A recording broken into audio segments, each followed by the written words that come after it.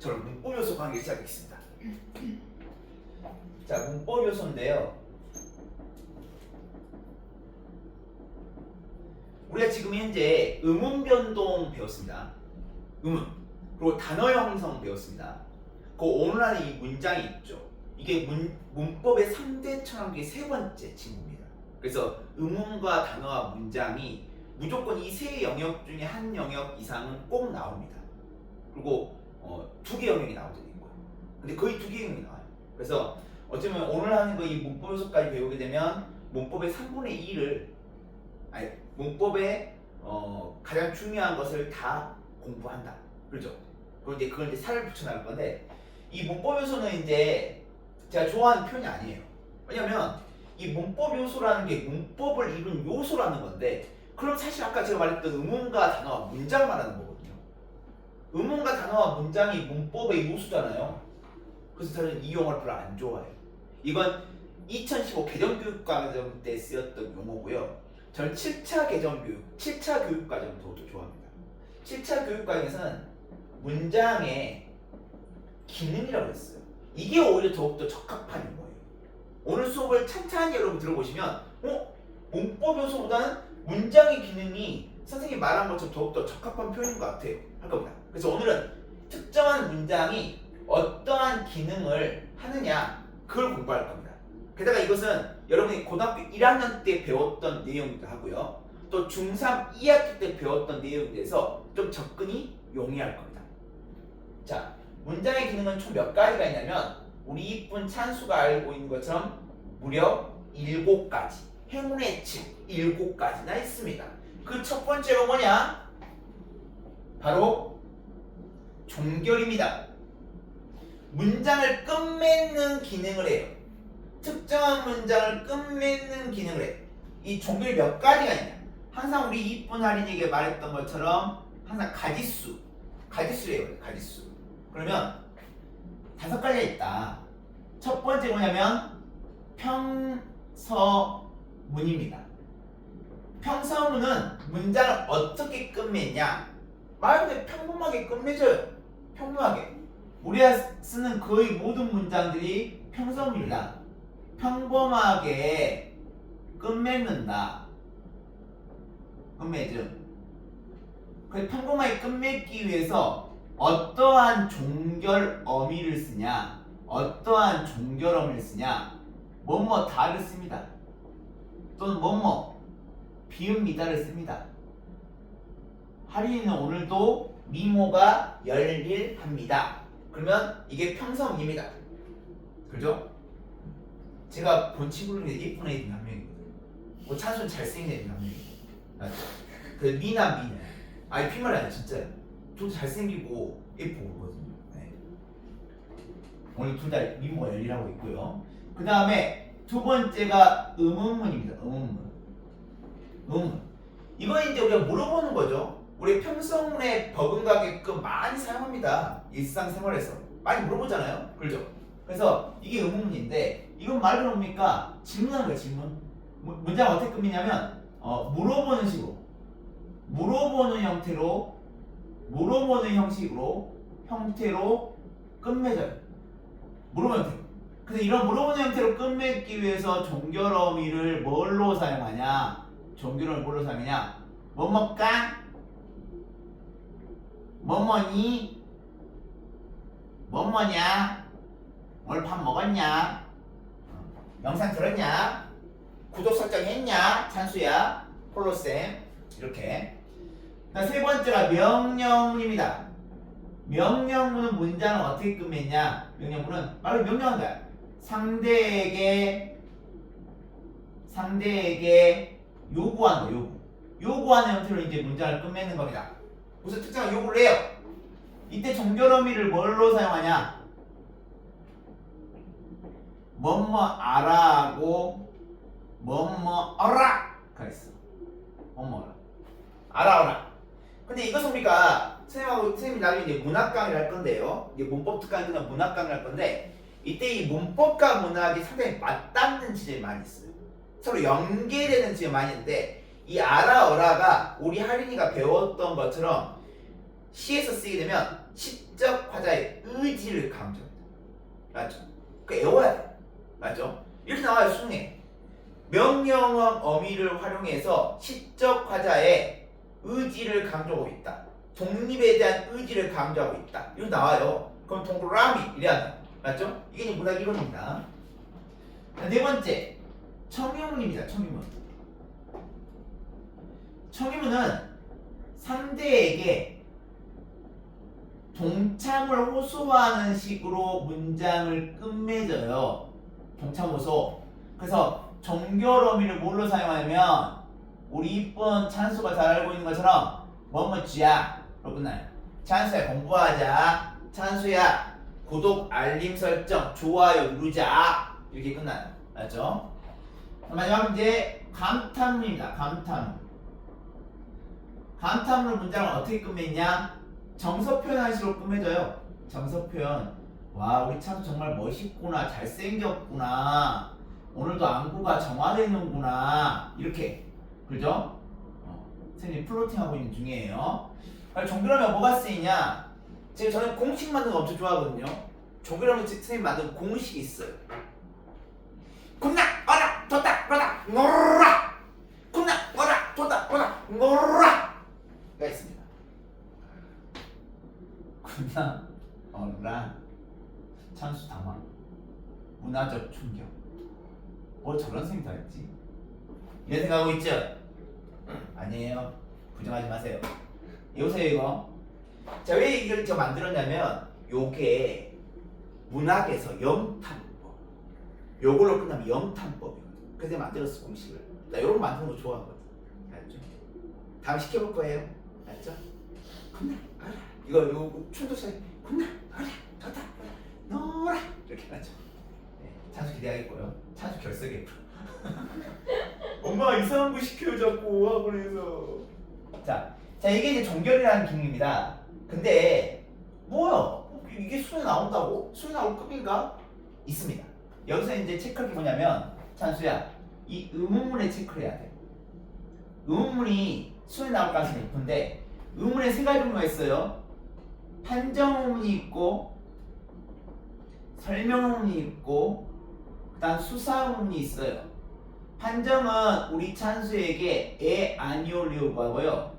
설명 의문은 우리 할인이에게 구체적 정보를 요구합니다. 수사 의문은요 묻는 게 아니야. 질문하는 게 아니에요. 질문하는 게 아니야. 근데 예를 들면 이런 거야. 우리 서리법이 수사 의문입니다. 그래서 내가 어찌 찬수를 좋아하지 않을 수 있겠느냐? 이거 맞죠? 이것도 강력한 플로팅하고 있는 중이에요. 흔들림이 없네요 찬수. 이미 임자가 있나봐요. 자 이게 그럼 정결입니다. 정결. 됐죠? 그럼 이제 이 의문 체크해놔. 여러분 지금 이 문법과는 그냥 들으면 안 되고요. 수능 관점에서 공부해야 합니다. 수능 관점에서. 그래서 선생님이 요런 내용이 수능에 나올 것 같다. 그럼 그걸 좀 체크를 잘 해놔야 합니다. 알았죠? 항상 이 공부를 하는 것은요 옥과 석을 잘 골라요. 옥과 석. 즉 옥 강남스타일 옥 하고 석, 돌. 알았죠? 옥하고 돌을 잘 구분해야 돼요. 알았죠? 자, 두 번째는 높이입니다. 높임은 이미 많이 배웠었죠. 높이에는 크게 세 가지 종류가 있죠. 그죠? 우리 똑똑한 할인이가 잘 알고 있을 것 같아요. 첫 번째 뭡니까? 할인이가 알고 있는 주체 높이법이 있어. 두 번째가 찬수가 알고 있는 아이 똑똑해요. 사랑스러워요. 세 번째가 2% 부족하네요. 상대 높임법이 있어요. 근데 이건 높임법의 세 가지 종류를 뭐에 따라 나누냐? 요게 중요하죠. 높임의 대상에 따라서 나눴습니다. 높임의 대상, 대상 수상, 높임의 대상.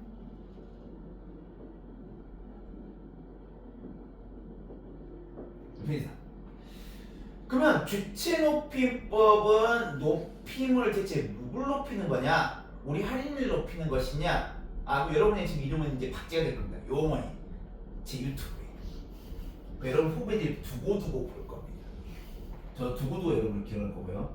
자, 주체는 주어를 높이는 겁니다. 주어. 서술어의 주체를 높이는 거예요. 서술어의 주체. 객체는 찬수야. 목적어와 부사어를 높이는 거야. 문장에. 그 상대는 뭐냐면 듣는 사람을 높이는 거야. 듣는 사람. 청자를 높이는 거야. 청자. 이렇게 세 가지 나뉘는데요. 중요한 건 뭐냐면 이런 높임법을 실현할 때 어떤 방법으로 하느냐. 실현 방법이 중요하고요. 이게 이제 수능에 나와요.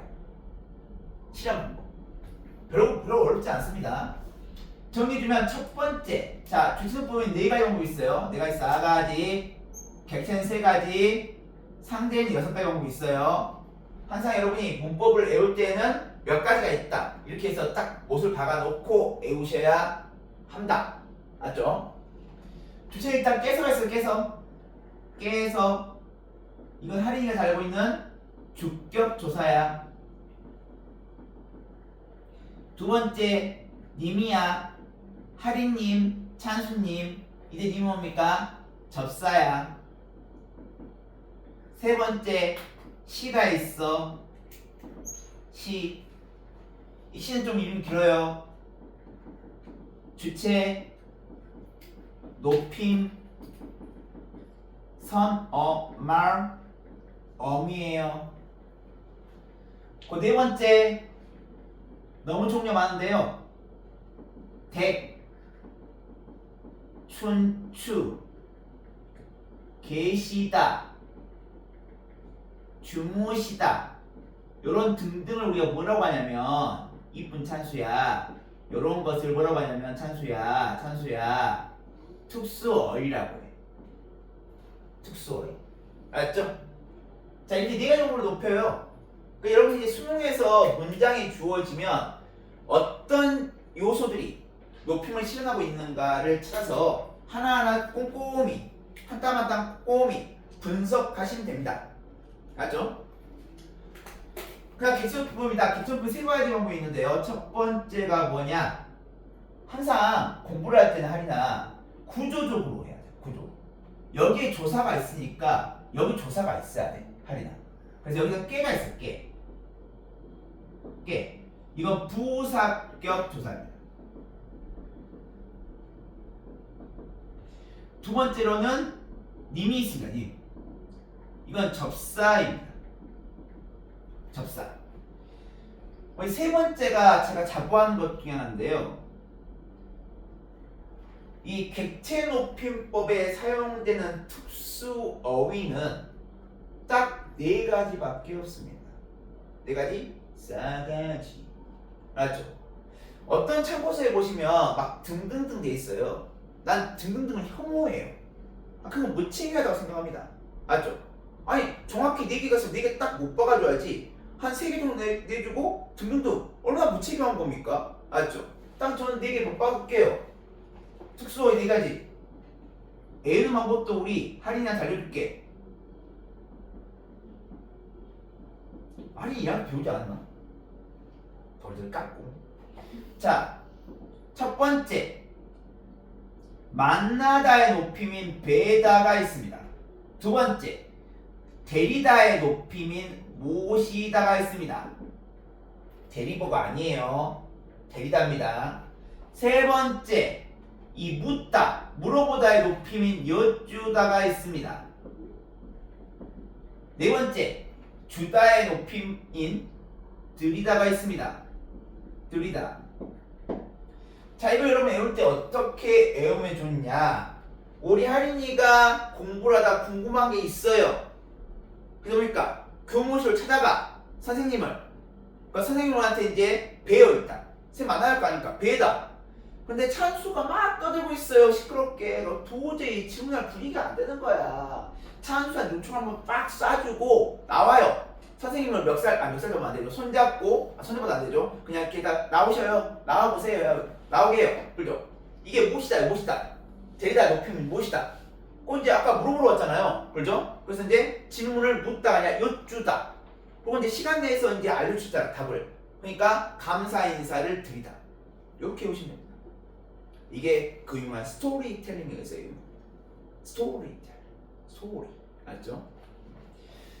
자, 그 다음에 상대법입니다. 상대 높임법. 상대 높임법은 물론 크게 나누면 찬수야 격식체와 비격식체가 있어요. 근데 세부적으로 나누면 6가지가 돼요. 자, 격식체는 뭐냐면 찬수야 격식체는 격식을 갖추는 거야. 그래서 공적인 상황일 때 쓰는 겁니다. 공적 상황. 그래서 4가지 있어요. 4가지. 첫 번째가 하십시오체. 하십시오체는 아주 높이입니다. 두 번째가 하오체입니다. 하오.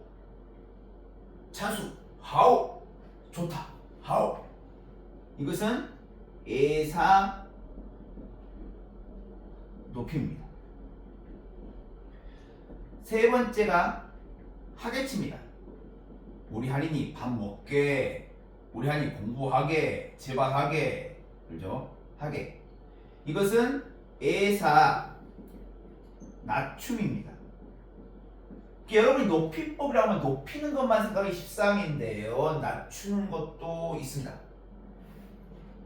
그 네 번째가 헤라체가 있어.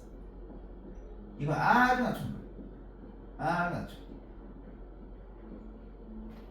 그 다음에 비격식체가 있어요. 비격식체. 이건 사적인 상황 때 높이는 거야. 2개가 있어. 해여체가 있어. 해여체는 두루 높임이야. 할인이가 좋아하는 돼지 두루치기 아닙니다. 거기에 막걸리 먹으면 좋은데. 그 다음 해체가 있어요. 해체. 이건 두루 낮춤입니다. 그러면 우리 찬수가 똑똑한 친구가 질문합니다.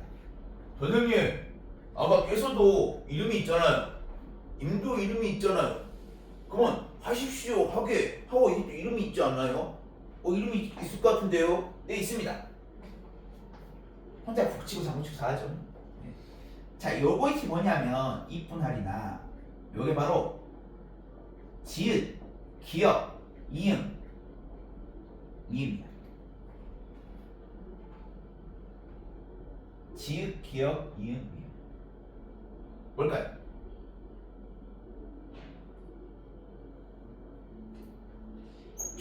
종결어미입니다. 종결어미.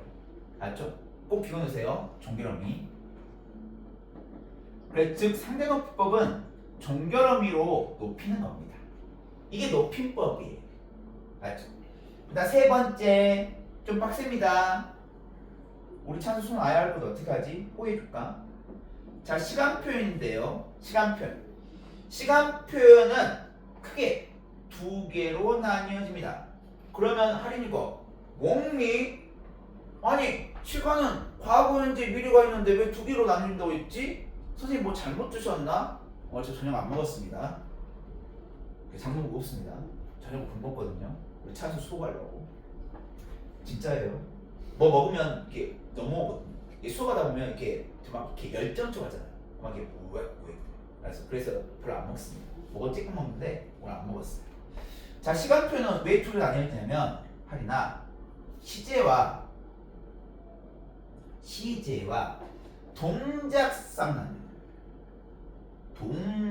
동작상.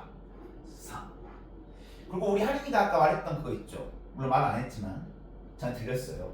과거 현재 미래요 들렸는데 이 시제가 과거 현재 미래가 있어. 시제가 과거 현재 미래가 있어. 그리고 이 동작상해가 2개가 있는데 그게 뭐냐면 우리 찬수가 잘 알고 있는 진행상과 완료상이 있어. 맞죠? 그러면 우리 찬수가 이래요. 선생님 시제가 뭐예요?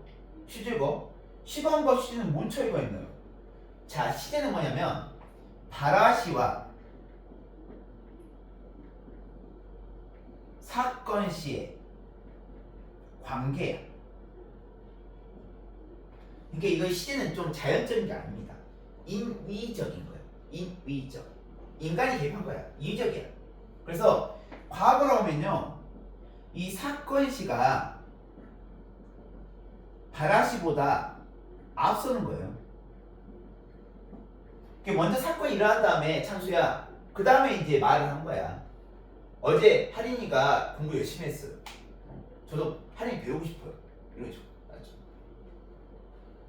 그래서 이제 이 과거 표현에는 있잖아, 세 가지가 있어. 찬수야. 뭐가 있냐?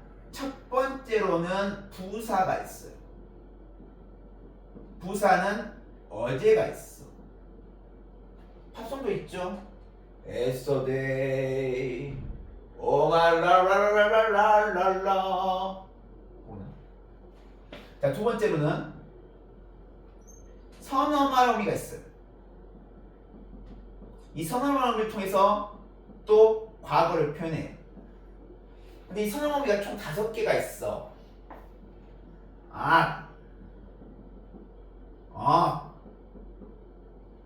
아덧,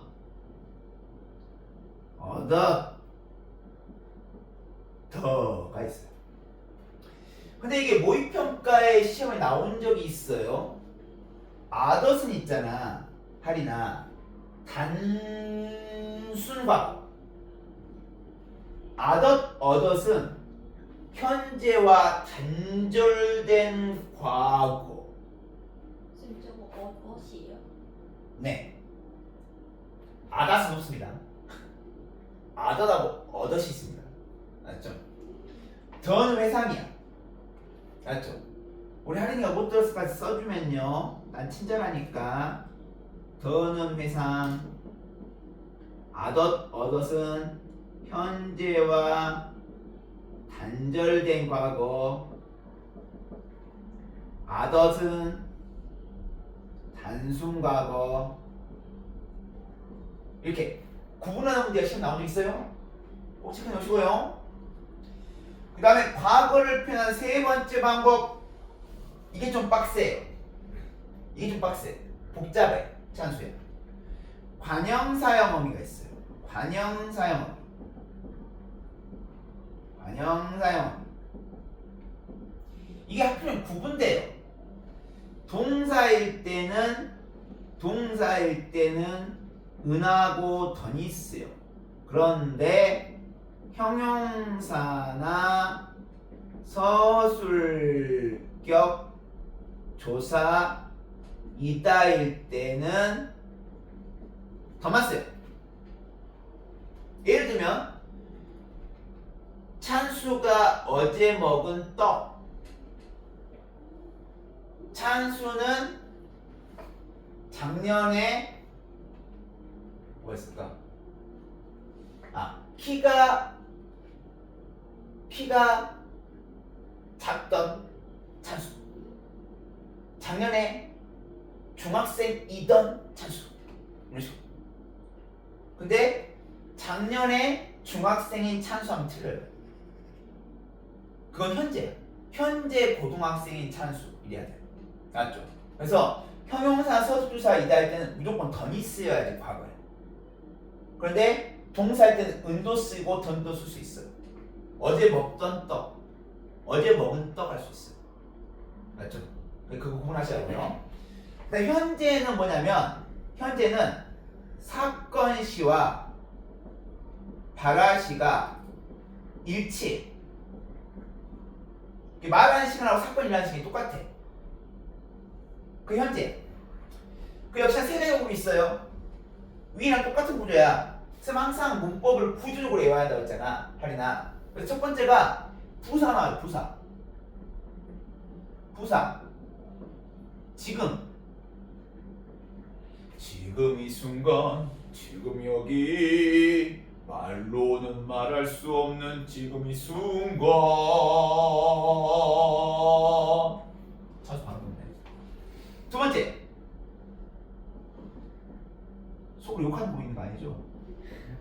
선어말 어미.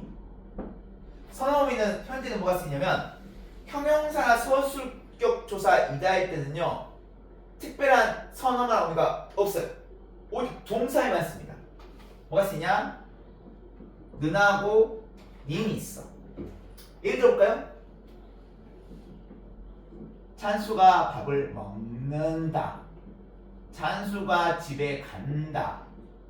그럼 먹는다에는 간다의 님 이런 걸 통해 갖고 우리가 현재를 표현한다는 것이고요. 세 번째 관형사형 어미. 세 번째 관형사형 어미. 관형사형 어미. 현재도 부인입니다. 동사일 때는 느니스. 그런데 형용사나 서술교사 이다할 때는 뭡니까? 은이스야. 내가 왜 아까 예를 들어줬냐면 여기 있는 는하고 여기 있는 는을 애들이 헷갈려해. 그럼 이 밑에 있는 관사음이 는은 뭐냐면 할이나 지금 영화를 보는 하루인 그때 있는 이야. 뒤에 그걸 꾸며주는 는이야. 알죠? 아까 선어머미는 중간에 끼어있어. 하지만 이 관사어미는 뒤에 그걸 꾸며줘. 그렇게 는을 구분해서 합니다. 찬수야. 그 세 번째 미래입니다. 미래. 미래는 이 바라시가 말하는 시간 바라시가 사건시보다 앞서는 거예요. 역시나 부사는 뭐가 있냐? 내일이 있고요. 두 번째 선어말어미는 뭐가 있냐? 선어미는 게다고 리가 있습니다. 내일 영화를 보겠다. 내일 영화를 보리가 그때 겟과 리입니다. 그 세 번째 관형사형 어미는 다행히 찬수야. 동사와 형용사와 서술교사이다가 구분이 안 돼. 다 똑같아. 뭐가 쓰냐? 을이나 리을스. 먹을 떡. 내일 먹을 떡. 알죠? 내년에 더욱더 애플 할인. 애플 할인. 내년에 대학생 1 할인. 알죠? 이런 식으로. 알죠? 구분이 안 돼. 근데 가끔 플러스하고 것이라고 하는 의존명사가 오기도 해요. 내일 찬수는 영화를 볼 것이다. 이런 식으로. 알죠? 이런 식으로 구분하면 되겠고요. 이게 이제 과거 이제 미래인데 상당히 복잡하죠. 이게 그래서 이제 시간 표현이 이제 수능에 나오면 상당히 어렵다. 이걸 한 개 한 개를 다 찾아내야 돼요. 근데 한 글자씩 있잖아, 한 글자씩. 상당히 꼼꼼히 봐야 돼요. 그렇게 비슷비슷한 점이 많이 있기 때문에 이 구분도 잘해야 돼요. 알죠? 무슨 말이냐면 이 동사의 의미 썼잖아. 과거일 때는. 근데 현재일 때 뭡니까? 형용사 서술조사 이다일 때 의미 쓰이거든요. 그래서 여기에서 음과 여기서 음을 구분해야 한다고. 그런 식으로 것들이 많이 있기 때문에 시간표를 여러분이 좀 꼼꼼히 공부를 해놔야 합니다. 상당히 수능에서 나오면 어렵게 나옵니다. 그 다음 진행상 완료상이 있죠. 그 동작상은 뭐냐? 동작이 지금 어떤 상태냐? 동작의 상태야 말 그대로. 동작의 상태가 진행되고 있느냐? 아니요 완료되었느냐? 그런데 이 진행상일 때는 보조용언이 뭐가 쓰이냐? 보조용언이 뭐뭐 고 있다. 뭐뭐 고 있다. 또는 뭐뭐 가다. 예를 들면 찬수가 밥을 먹고 있다. 찬수 밥을 먹어가다. 알죠? 그래서 그러면 진행상의 보조 용언이야. 그리고 연결어미가 또 있어요. 연결어미. 진행상의 연결어미는 뭐가 있냐? 뭐뭐 면서가 있어요. 뭐뭐 면서가 있다. 완료사항은 동태 완료된 거죠. 역시나 보조용언이 있고 연결어미가 있는데요. 보조용언은 뭐가 쓰이냐? 뭐뭐 있다. 뭐뭐 버리다 갔어요. 그리고 연결어미에는 뭐뭐 고서가 씁니다. 뭐뭐 고서가. 알죠? 여기까지가 여러분 시간 표현입니다. 여기까지 시간의 기능이에요. 이 문장은 문장을 끝맺기도 하고 높여주기도 하고 또 시간을 표현해주기도 한다. 요거야. 이 세 개가 좀 메인이고요. 그다음에 오른쪽 것들은 이제 좀 격가지 것들인데 나는 또 의미가 있습니다. 지금 이제 세 가지를 했죠. 오른쪽 네 가지를 할 건데 간단해요. 자 봅시다. 자, 네 번째가 뭐냐면 네 번째 문장이 뭐냐면 찬수야 사동 기능이야. 사동은 사자가 시킬 사자야. 동자가 동작동이야. 이게 특정한 행동을 시키는 기능을 해. 그렇죠? 그게 사동입니다. 알죠? 그리고 피동은 뭐냐면 같이 쌍둥이인데요. 사동과 피동은 피자가 당할 피자, 당할 피자. 그래서 특정한 동작을 당한다. 알죠? 시킨다, 당한다. 라고 보면 되는데 왜 쌍둥이냐면 종류가 똑같아. 여기도 뭡니까? 파생적 사동, 통사적 사동. 여기도 파생적 피동. 여기도 통사적 피동. 비슷하죠? 그렇죠? 그래서 같이 이렇게 선생님 짝을 지어하는 건데 이 파생적 사동할 때 이 파생은 뭐냐면 여러분 단어 형성법 저번에 배웠잖아요. 그래서 파생법에는 접사가 있어. 그래서 파생이거든. 여기 마찬가지예요. 접사가 있습니다. 접사가 7개가 있는데요. 7개가 있는데요. 이, 히, 리, 기, 우, 구, 추가 있어.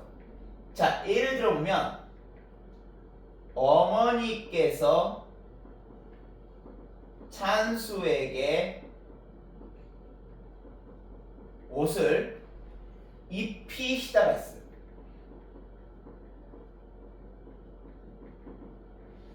이게 이제 파생입니다. 엄마가 찬수한테 옷을 입는 행위를 시켰으니까요. 그죠? 통사적 사동은 왜 통사라고 하냐? 보조 용어이 쓰여요. 보조 용어. 뭐가 쓰이냐? 뭐뭐 게 하다, 뭐뭐 시키다 이런 걸 사용합니다. 그래서 역시나 예를 들어보면 어머니께서 찬수에게 옷을 입게 하시다. 그럼 선생님 수능에서는 이런 파생적 사동과 통사적 사동을 구분하게 나옵니까? 그건 안 나오고요. 너무 쉬우니까. 이 지금부터 나올 걸 말해줄게요. 플러스 알파인데요. 뭐가 나오냐면 찬수야 직접 사동과 간접 사동이 수능급이야. 그럼 잘 들어보세요. 직접은 사동주가 피사동주에게 행위를 가하는 거예요. 그러면 사동주, 피사동주 나오니까 좀 어렵죠. 일단 사동주는 엄마고요. 피사동주는 할인입니다. 그래서 이 엄마가 가만히 있는 할인이 있죠. 게으른 할인이에게 직접 옷을 입혀주시면 그게 직접 사동이야. 근데 간접 사동은 할인이에게 엄마가 옷을 줘요. 그래서 이거 입고 나와라. 그거야. 그죠? 그럼 이게 간접 사동이야. 이건 피사동주가 직접 행위라는 거야. 피사동주가 행위를 하는 거예요. 그럼 지금부터 물어볼게요. 이 파생적 사동은 직접과 간접이 다 있습니까? 아니면 직접만 있습니까? 간접만 있습니까? 어머니께서 찬수에게 옷을 입히시다. 이게 직접 있죠? 직접 있습니다. 간접 있을까요 없을까요? 예를 들게 찬수 어머니께서는 찬수에게 항상 명품옷만 입히신다. 간 그 뭡니까? 그만큼 제가 말했던 문장은 뭘까요? 명품옷을 엄마가 사다 주시는 거야. 맨날 좋은 옷만 입히신다. 맞죠? 그 이때는 뭡니까? 간접 의미로 같이 있습니다. 여기는요? 직접만 있습니까? 간접만 있습니까? 직간접 다 있습니까? 간접. 네, 이건 간접만 있습니다. 요게 순금.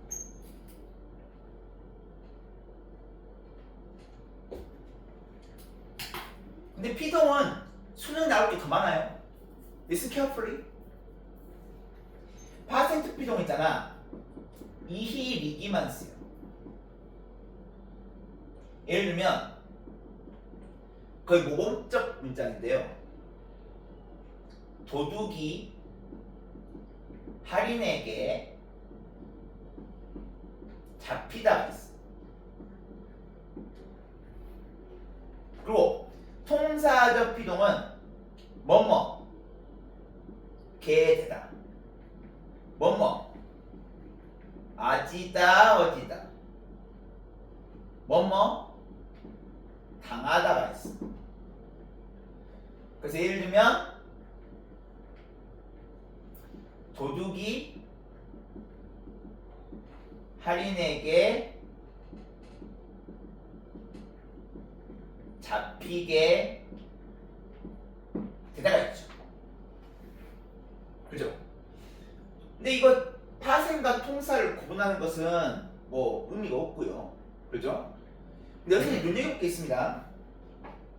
이 이희리기하고 이 위에 있는 이희리기하고 똑같은 이희리기야. 그러면 사동과 피동을 구분하는 문제는 가끔 나옵니다. 시험에. 근데 구분하는 팁이 정말 간단해요. 이 사동사는요. 타동사야. 이게 뭘 필요로 할까? 그렇죠. 목적어가 있어야 돼요. 근데 피동사는 자동사예요. 그래서 목적어가 일반적으로 필요가 없습니다. 그래서 을룰이 있으면 사동이고요. 을룰이 없으면 피동이다. 끝? 된 거죠. 근데 중요한 건 피동에는요. 피동에는 알파가 두 개가 있어요. 근데 수능급의 문제가 두 개나 있다. 첫 번째는 뭐냐면 우리 할인이가 고1 때 배웠을 잘못된 피동입니다. 잘못된 피동이 두 가지 종류가 있어요.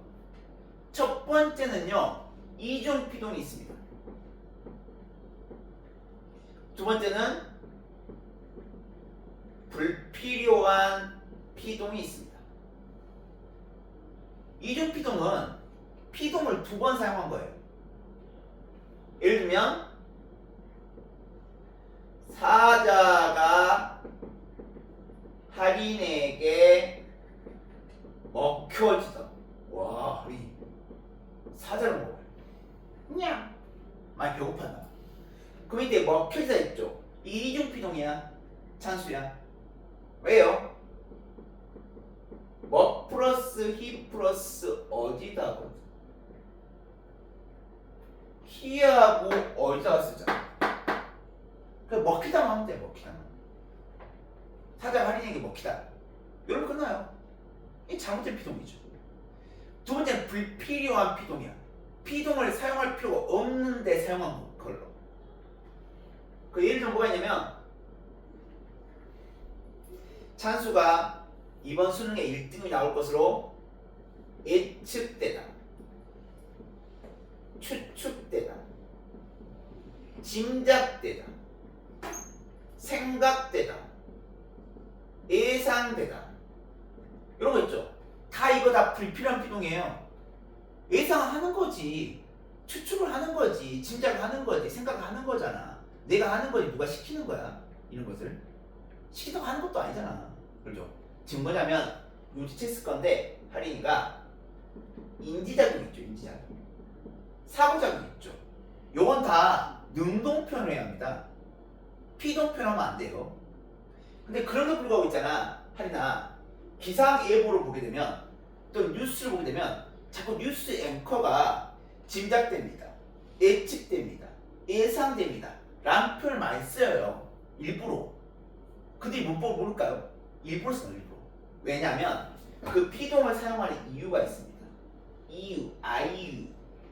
피동을 사용하는 이유가 있어요. 뭐가 있냐? 첫 번째로는 객관성을 확보하기 위해서요. 그러니까 내가 예측하는 게 아니라 누군가 예측한 걸 들었다. 또 어떤 요인으로서 그런 예측이 된다. 이런 관점이야. 그래서 객관성을 확보하기 위해서 일부러 쓰는 거예요. 피동. 두 번째로는 주체가 불분명한 경우.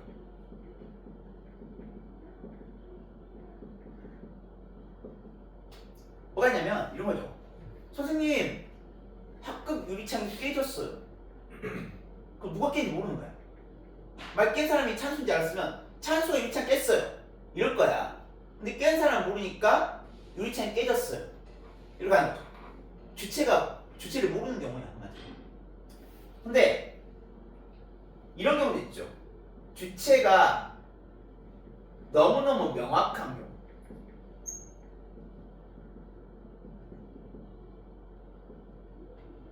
선생님, 또 우리 학급 유리창 깨졌어요. 또 찬수가? 네! 이런 거예요. 그러니까 너무 뭡니까? 주체가 분명한 경우에 있잖아. 굳이 주어를 쓸 필요가 없다는 거죠. 알죠? 그런 경우에 뭡니까? 우리가 피동을 사용한다는 거고요. 이거 두 가지 알아주면 될 것 같고요. 그 다음 여러분이 한 번도 들어오지 못한 내용일 거야. 문장 기능에 또 뭐가 있냐면 여섯 번째로는 부정이 있습니다. 부정하는 기능이 있어. 부정하는 기능. 이게 세 가지 종류가 있습니다. 첫 번째는 단순 부정이라고 한다고요. 또는 의지 부정을 하고 있는 부정문인데 그게 안부정문이 있습니다. 안부정문은 둘이 나눠져요. 단형 부정인 안 먹었다, 안 봤다. 그리고 장형 부정이 뭡니까? 먹지 않았다, 뭐 먹지 않다. 요게 있고요. 그 다음에 능력 부정과 가능성 부정이라는데 이게 또 단형 부정이 있고 장형 부정이 있습니다. 단형은 못 봤다, 못 먹었다. 장형은 뭐뭐지 못하다. 그만 세 번째로는 금지 부정이 있습니다. 금지 부정은 말다 부정인데요. 단이 말다는 청유문하고 명령문에만 써요. 맞죠? 이게 부정문입니다. 그럼 마지막 인용입니다.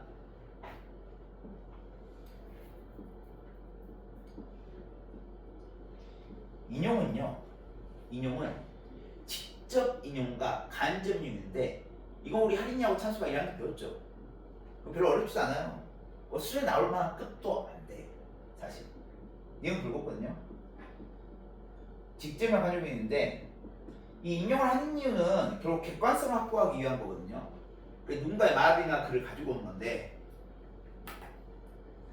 직접 인용은 문장구를 사용합니다. 따옴표. 문장구를 사용하고요. 그 다음에 이 라고를 사용하는 라고가 이름이 있습니다. 인용의 부사격 조사.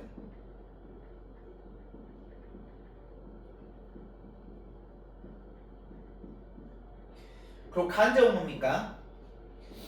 문장 보호를 사용하지 않아요.